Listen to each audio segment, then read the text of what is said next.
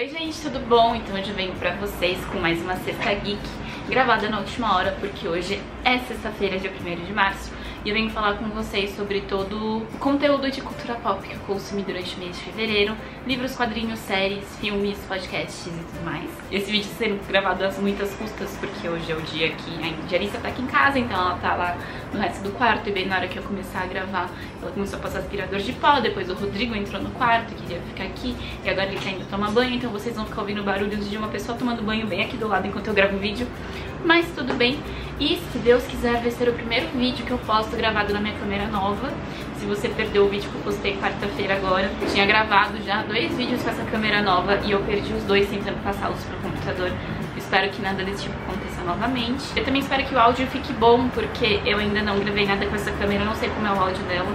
Mas como tá meio calor, eu tô gravando na frente da janela com a janela aberta, então vai ficar com barulho da rua também, eu espero que fique bom mesmo assim. Mas eu sinto que se eu não fizer esse vídeo agora, apesar de todos esses barulhos, eu não vou conseguir gravar, tipo, em muito tempo. Então, vamos lá. Começando com os livros e quadrinhos, eu li alguns quadrinhos esse mês. Eu li essa trilogia aqui da Sarah Anderson. São 3 quadrinhos, mas eu coloquei eles no desafio de 12 quadrinhos pra 2019 como um só, porque eles são meio rapidinhos de ler, meio fáceis, então os 3 contavam como um. Mas eu li os 3 esse mês, que são Uma Bolota, Molenga e Feliz, Ninguém Vira Adulto de Verdade e A Louca dos Gatos. Então a Sarah, ela posta os quadrinhos dela na internet, no Instagram e no Facebook. Eu acho que o Instagram chama Sarah Scribbles ou alguma coisa assim. E são basicamente quadrinhos sobre a vida dela se tornando, entre aspas, adulta. Ela começou isso durante a faculdade, a transição para a vida adulta. Fala sobre as inseguranças dessa fase da vida, sabe? Então, inseguranças em relacionamento, em relação ao amor próprio, ao seu próprio corpo, em relação a outras pessoas, a atividade física, ir pra academia, alimentação, cuidar da sua própria casa, da sua própria vida, sobre ter um gatinho e cuidar do gatinho e o relacionamento com o gatinho e com outras pessoas. São quadrinhos bem curtos, tipo, não tem uma linha de história, cada quadrinho é tipo uma página só, assim, alguns poucos são poucos maiores, mas é bem engraçado, é bem interessante. Eu li numa sentada 2 deles e o terceiro eu li no dia seguinte, então é muito bom. Esse mês eu fiquei um pouco travada em livros. Eu tô lendo o mesmo livro desde janeiro, que tá aqui na minha bolsa inclusive, que é o Logo Logo, 10 novas tecnologias que vão melhorar ou arruinar tudo, e eu esperava gostar desse livro e devorá-lo. Eu vou falar dele mais especificamente mês que vem, no final de março, na verdade, porque eu espero terminar em março, mas tá muito difícil, ele tá muito travado. Não é uma leitura fluida e gostosa, e eu tenho alguns problemas com ele que eu vou falar mais em detalhes no final de março. E por isso eu tô travada em livro, então eu acabei rodando muitos quadrinhos, porque eu ia começando e terminando quadrinhos e estava sempre travada nesse livro. Esse daqui que é o Super Chill, A Year of Living Anxiously, do Adam Ellis. Ele também é um quadrinista de Facebook e Instagram, e é uma vibe meio parecida. São quadrinhos individuais que não seguem storytelling, sobre você ser um adulto e ansiedades da vida e medos e tudo mais, mas ele tem um ponto de vista bem diferente, porque a Sarah Anderson, ela é uma mulher hétero e o Adam é um homem gay muito, muito nerd. Então ele tem muitas referências e um tipo de humor totalmente diferente do da Sarah, apesar deles tratarem de assuntos bem similares. Principalmente o jeito que ele faz drama e as referências que ele coloca de Pokémon, Sailor Moon, RPG e outras coisas assim. É um livro também bem rapidinho, eu li em 2 sentadas, mas eu gosto muito. Ele eu acompanho no Instagram há mais tempo, então eu sei que os quadrinhos daqui são exclusivos pro livro, mas alguns deles, ao longo do tempo, ele foi postando no Instagram pra divulgar o livro dele, e no fim eu acho que a maioria ele acabou já postando, entendeu? Então, mas ainda assim eu acho que é um livro bem legal, eu queria apoiá-lo porque eu gosto muito dele. Se você não é muito fã dele, eu acho que vale mais a pena você seguir no Instagram mesmo, sabe? E o terceiro quadrinho, eu acabei lendo tipo 3 quadrinhos da lista de 12 pra esse ano. Esse daqui do Neil Gaiman, ilustrado pelo Ellie Campbell, que é A Verdade é uma Caverna nas Montanhas Negras. Esse daqui eu coloquei na lista de quadrinhos, apesar de eu não ter certeza se ele era um quadrinho ou um livro. E no fim ele é uma mistura dos dois, e o próprio Neil Gaiman aborda isso num texto que ele coloca no final desse livro, que ele fez uma coisa que é uma mistura entre graphic novel e livro, porque ele tem muitos textos mesmo, né? Mas ele tem muitas imagens e no meio algumas imagens são quadrinhos. Então às vezes não é assim que tem tipo o texto todo, você pode ler só o texto e ignorar as imagens. Às vezes vai começar um diálogo e o diálogo começa num box de quadrinho, segue alguns boxes de quadrinho, depois o texto continua. Às vezes ele começa a descrever uma cena e depois a cena aparece desenhada, ele não descreve mais e depois volta como se a descrição estivesse completa. Então é uma forma de arte intermediária muito legal, apesar de eu ter contado como um quadrinho esse ano. É uma mistura legal de quadrinho e livro. E ele é tipo uma short story, assim, é uma história pequenininha, curta, sobre um homem que quer ir até essa caverna nas Montanhas Negras, onde deixam entender que tem grandes tesouros, mas que quem entrar lá perde alguma coisa de si. E aí ele contrata esse outro personagem, a história acompanha basicamente os dois, pra levá-lo até essa caverna. E aí a história vai se desenrolando, a gente vai aprendendo mais sobre o passado desses dois personagens e as características deles. E aí ele culmina num negócio que eu não vou falar porque, né, não vou dar spoilers, mas é bem interessante, eu gostei muito, é rapidinho também, vi numa sentada, 1 hora e pouco e tal. Dá pra você ler bem mais rápido, só que se você para pra apreciar as imagens e o estilo do Ed Campbell, que faz uma mistura de desenho com colagem, de fotografia e tudo mais, você leva um pouco mais de tempo, é uma coisa que eu acho que vale a pena. E de livro, eu dei uma pausa naquele, porque eu vi que não tava rolando, e comecei a ler esse daqui, que eu sabia que ia ser rapidinho, pra eu conseguir ler pelo menos um livro esse mês, que é O Caminho Jedi Star Wars. Esse livro a Tati me deu ano retrasado de Natal. Eu já tinha fechado a lista de 12 livros que eu ia ler pra 2018, então eu guardei pra 2019. Gente, eu não esperava nada desse livro e no fim eu gostei tanto dele, ele é muito legal. Porque assim, eu gosto muito de Star Wars, mas vocês sabem que eu sou muito mais fã de Star Trek. Star Trek eu assisti todas as séries, eu li quadrinhos, eu acompanho o lore, assim. Enquanto Star Wars eu parei nos filmes e nas camisetas e tal, mas é isso, eu nunca fui atrás de conteúdo a mais. Nem livro, nem quadrinho, nem nada do universo expandido. Nunca vi Clone Wars, apesar de estar na minha lista da Netflix e tal. Então eu não sabia o que esperar de uma expansão, né, do universo de Star Wars. E eu gostei muito. Esse livro, ele é como se fosse um guia Jedi, um resumo da literatura Jedi. E é como se ele tivesse passado nas mãos de todos esses personagens de Star Wars. Então passou na mão do Anakin, do Obi-Wan, passou na mão do Qui-Gon, do Luke, do Yoda. E aí eles foram fazendo anotações. Esse livro meio que ganhou vida com a anotação desses personagens ao longo do tempo. E aí parece aquele esquema dos livros, tipo, de Harry Potter, da expansão do Harry Potter, Animais Fantásticos de Onde Habitam, Quadribol através dos séculos, que é como se fossem livros do Harry e da Hermione e tinham anotações. Então tem o livro escrito e anotações do lado, e cada caligrafia e letra é de um desses personagens que teve o livro em algum momento da história. Então é muito legal. E eles meio que vão descrevendo como se eles estivessem ensinando os aprendizes de Jedi sobre o universo. Então tem uma introdução, tem uma parte bem básica para os iniciados, uma parte um pouco mais avançada para os Padawans e uma parte ainda mais avançada para os Cavaleiros Jedi. E eles ensinam sobre tudo, geografia, sobre os seres que vivem naquela região, sobre política, sobre técnicas de luta, sobre costumes, sobre trajes, sobre armas, sobre as tecnologias. E é bem rapidinho, é bem curtinho, sabe? Isso aqui dá pra ter uma ideia sobre o tamanho desse universo e como ele é estruturado e organizado. E algumas coisas que estão aqui a gente começa a lembrar dos filmes, pra quem viu os filmes. Então, ele descreve técnicas de luta que eu lembro de ver nos filmes. Eu lembro, o Yoda lutava desse jeito, a luta do Luke contra o Kylo Ren, eles usaram essa técnica, o Anakin contra o Obi-Wan teve essa outra técnica. Então eu achei isso bem legal. Dá uma complementada muito boa nos filmes, assim.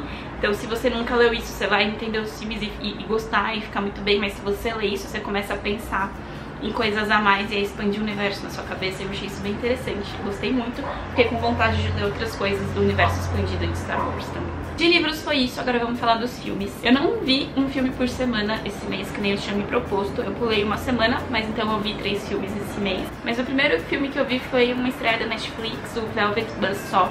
Esse filme eu tinha ouvido falar bastante na época que ele saiu nos festivais de cinema no ano passado nos Estados Unidos. Eu acompanho alguns cinéfilos, assim, americanos, que fazem vlog quando vão pra esses festivais e comentam os filmes que eles gostaram e tal. E eu lembro de ter ouvido falar desse filme de terror meio diferentão com Jake Gyllenhaal. E a Netflix comprou os filmes e distribuiu esse ano, ele saiu dia 1º de fevereiro. E eu gostei bastante, mas, novamente, é um desses filmes de terror que eu entendo que não é todo mundo que vai gostar.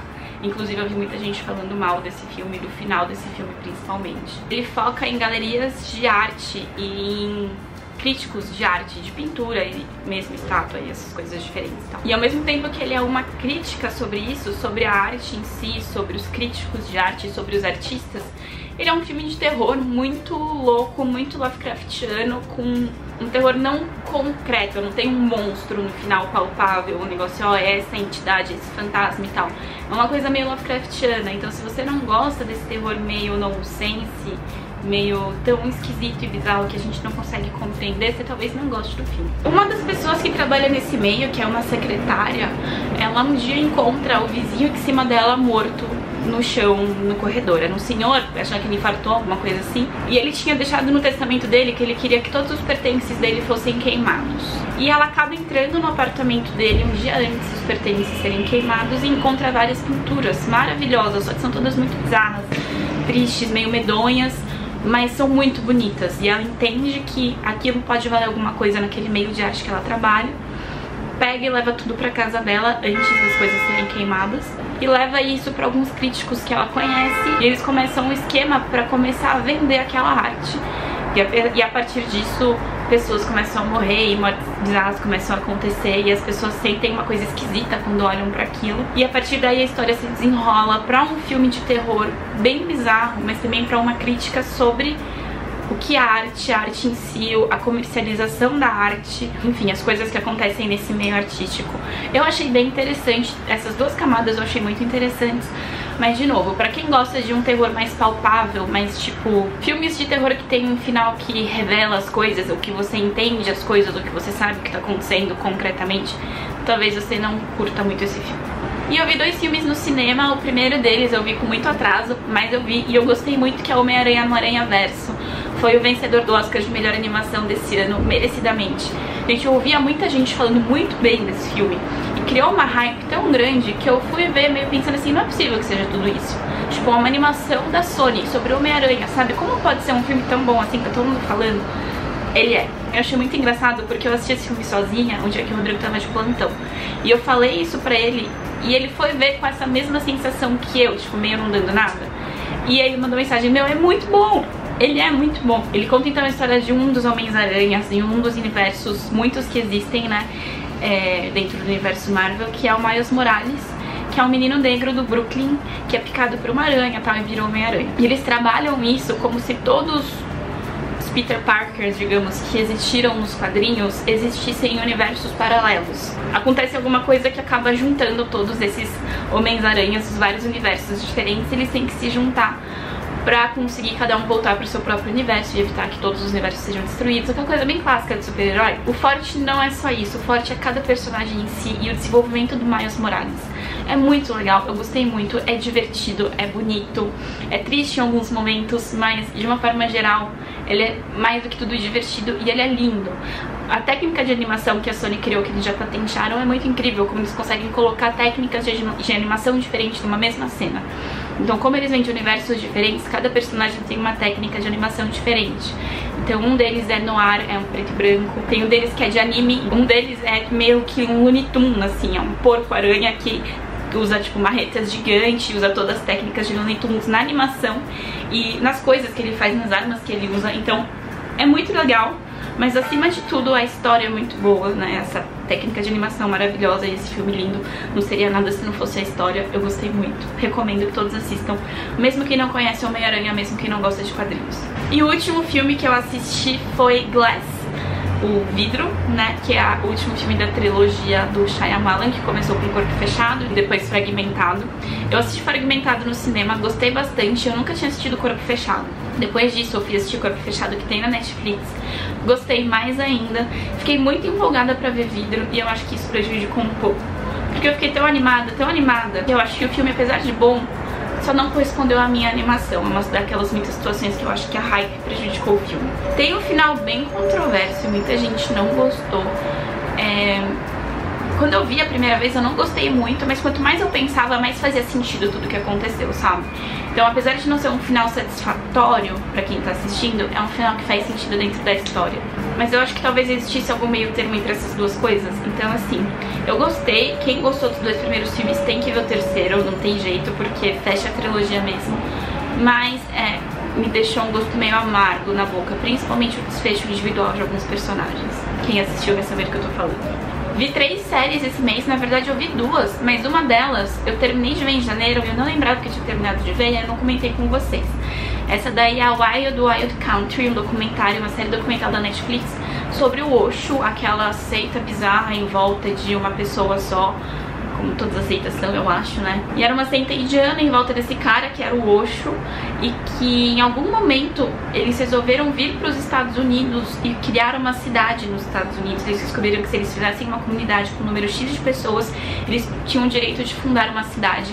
E eles fizeram isso numa fazenda no meio dos rednecks americanos, se não me engano foi tipo nos anos 70, e isso criou um alvoroço enorme. Eu gostei muito dessa série porque ele dá aquela ideia, geralmente você pensa assim, meu, que tipo de gente trouxa cai num negócio desse? Mas quando você acompanha e a série entrevista pessoas que participaram desse culto, na hora, no começo, não parecia um negócio tão ruim, parecia muita religião que tem por aí.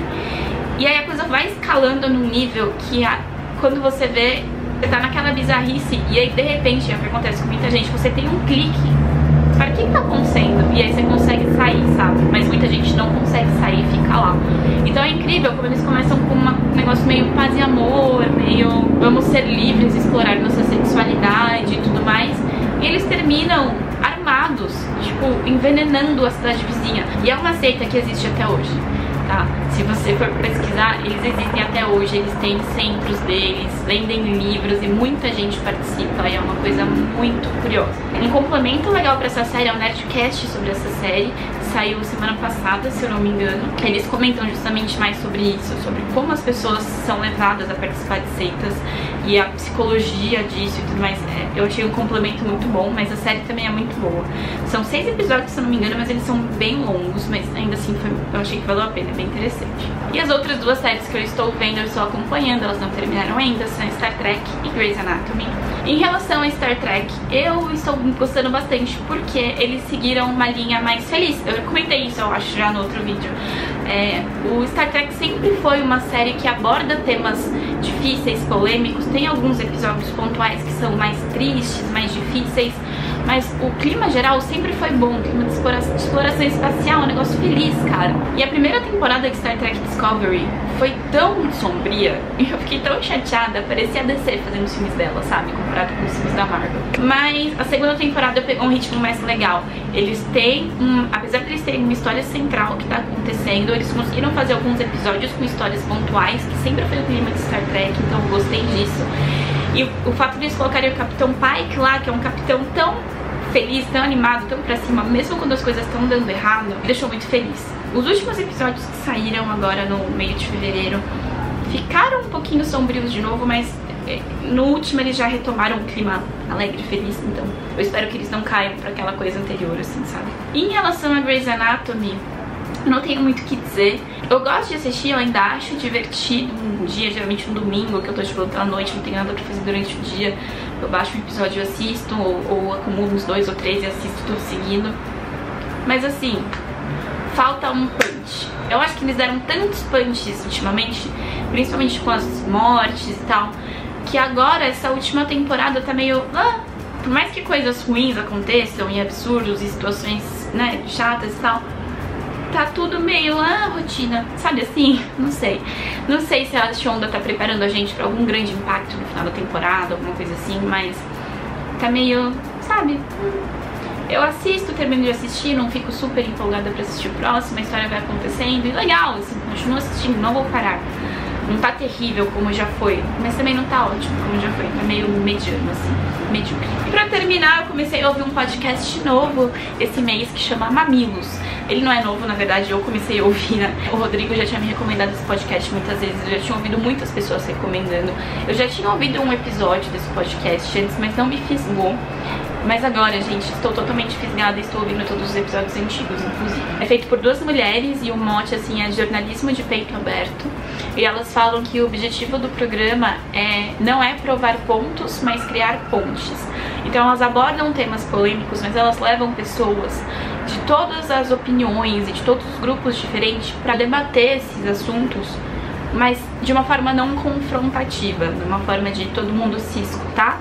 Você pode discordar e dar o seu ponto. Elas não vão dar uma conclusão do que é certo ou errado, mas elas dão as armas para você pensar sobre um assunto de uma forma mais aberta e sem preconceitos, e eu acho isso muito interessante. Por exemplo, a saúde, geralmente são temas bem polêmicos, tipo aborto, racismo, o eleitor brasileiro, adoção, várias coisas assim, e elas levam informações e opiniões diversas sobre todos esses assuntos. A gente tá tão acostumado, principalmente com a internet, Facebook, WhatsApp, hoje em dia, de tudo virar discussão, tudo é excludente, todo mundo tem uma opinião formada e fechada, ninguém conversa pra ouvir a opinião do outro ou disposto a mudar a sua opinião, o seu ponto de vista. Todo mundo conversa pra tentar fazer o outro mudar de opinião e sempre acaba virando briga. E ter esse espaço dentro da internet que para e pensa as coisas de uma forma diferente é um alívio tão grande, um acalento no coração tão grande. Mesmo quando vai gente que fala coisas das quais eu completamente discordo, elas conseguem criar um ambiente tão nesse sentido de criar pontes que, assim, tudo bem a gente discordar, entendeu? E frequentemente elas falam essa frase, tudo bem a gente discordar. E é uma coisa que a gente não ouve mais, né? A gente acha que se a gente discorda, a gente, ou a gente briga até a morte, a gente não se fala mais. Então eu achei isso bem interessante, eu gostei muito desse podcast, estou ouvindo e gostando muito e recomendo pra todo mundo. Você não precisa parar e ouvir tudo, mas elas abordam tantos assuntos que com certeza vai ter algum pelo qual você se interessa. Começa por ele, ouve ele, vê o que você acha, porque é muito legal. Então é isso, gente, espero que vocês tenham gostado desse vídeo. Se vocês gostaram, clique em gostei pra mim. Não deixa de se inscrever no canal pra mais vídeos, a gente me segue nas redes sociais, Twitter e Instagram, tá tudo aqui embaixo. E eu espero que eu não perca essa gravação. E é isso, tchauzinho e até a próxima.